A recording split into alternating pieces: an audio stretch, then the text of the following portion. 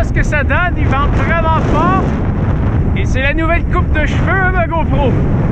Alors, désolé si le son il est terrible. Je suis en train de faire une... On peut y retourner de vélo.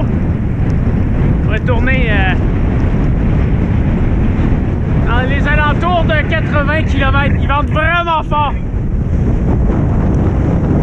Et je sais, la fonction de retour à vélo sur la route avec Garmin, c'est génial.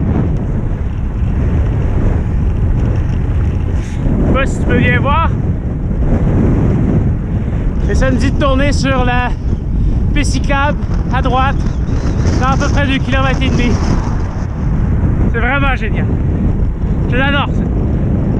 Et j'ai aucune idée si tu peux comprendre ce que je dis, alors on se reparle plus tard.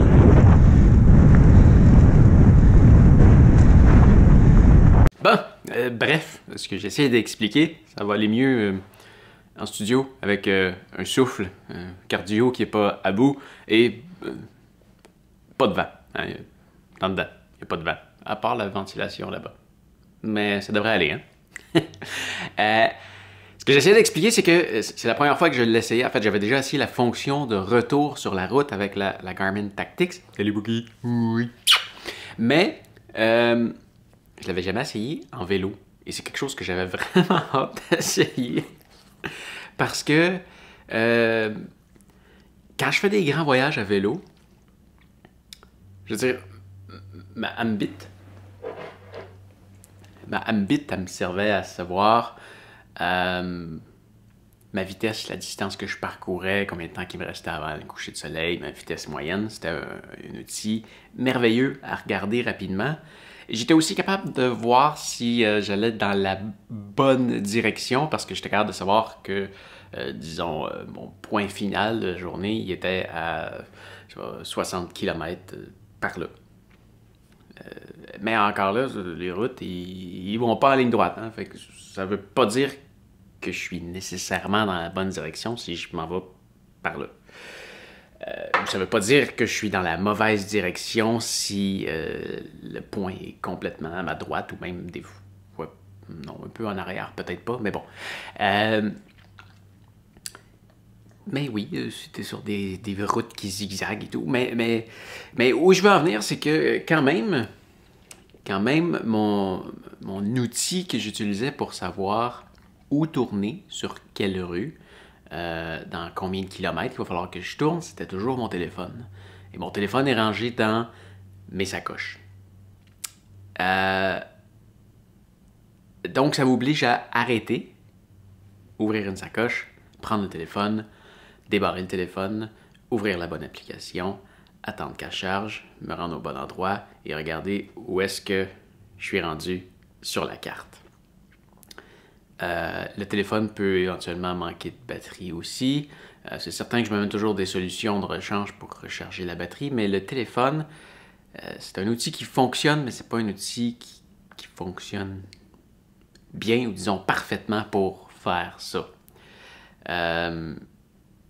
C'est long à utiliser et ça m'oblige à arrêter pour regarder régulièrement où est-ce que je suis rendu. Aussi, par exemple, je sais qu'il me reste 10 km à faire avant de tourner sur la rue Eifronberheim, que je me rappellerai pas dans 3 secondes.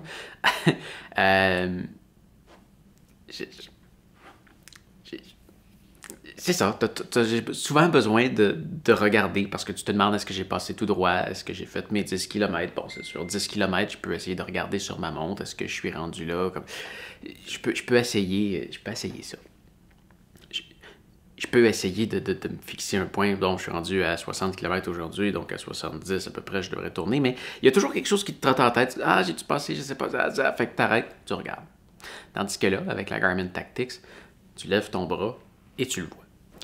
Il y a même une fonction qui est là par défaut, là, elle va biper. Alors, hier, c'était quand j'arrivais à 175 mètres, si je ne pensais pas à la regarder, quand j'arrivais à 175 mètres de l'intersection, elle se met à crier.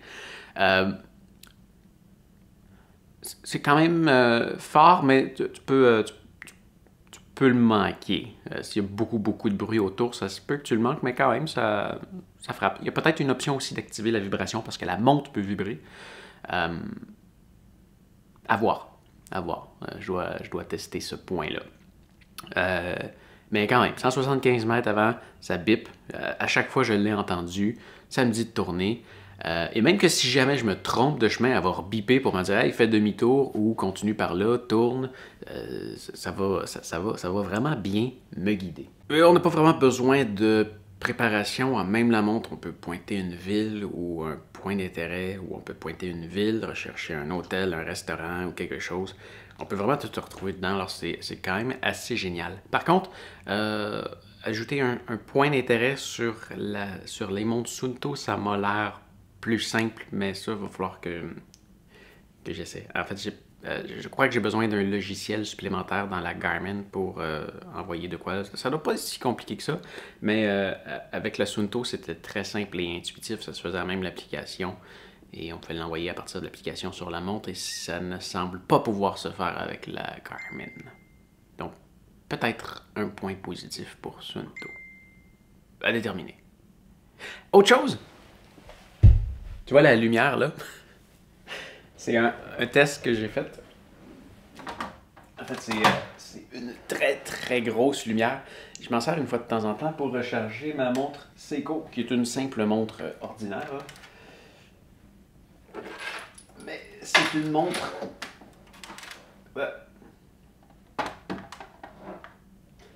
Mais ma montre Seiko, c'est une montre à aiguille, là, solaire. Et c'est une montre de collection, alors je la porte très peu souvent. Et c'est ça, pour pas que la batterie elle se vide, je mets une lumière devant pour la recharger une fois de temps en temps. Et je me suis dit, tiens, en même temps, je vais l'essayer avec ma Garmin Tactics. Je l'ai mis en mode économie d'énergie, ce qui donne 60 ou 80 jours de charge, je crois. Mais elle tombe dans un mode un peu poche. Ça, tu vois, c'est le mode normal, là, où est-ce que... Pas que sur la montre, pas sur moi. Sur la montre. Oui, voilà. Donc là, tu vois, tu as toutes les informations dessus. Mais si on va tomber en mode économie d'énergie, et comme ça... Non, je l'ai manqué. Je vais regarder la montre pendant que je le fais. Ça va aller mieux. Voilà. Ben, tu vois, je suis passé de 3 jours à 13 jours en passant en mode économie d'énergie, mais ça tombe dans un mode poche comme ça. Là. Tu vois, c'est 10h28 et ça montre la batterie restante juste à côté. Et dans ce mode-là, le capteur cardiaque et toutes ces affaires-là sont désactivées. Mais dans ce mode-là, ce que je voulais tester, c'est est-ce que le capteur solaire ne fait que maintenir la charge ou il est aussi capable de charger la batterie? Et la réponse, c'est qu'il est capable de charger la batterie parce que dans ce mode-là, j'ai réussi je dirais, 2 à 3 heures à peu près, à gagner une journée de charge. Donc comme là, je suis à 13 heures, donc si je la mets devant la lumière pendant 2 à 3 heures, je devrais tomber à 14 jours. C'est sûr que si on est en mode GPS, ça consomme beaucoup plus de batterie. Alors dans ce mode-là, je ne crois pas qu'on soit capable de charger la batterie, mais en tout cas, ça maintient la charge, ça c'est certain. Mais oui, si on ne tire pas suffisamment de jus sur la montre, c'est capable de recharger la batterie. Voilà. Bon, ça fait le tour pour aujourd'hui. Salut!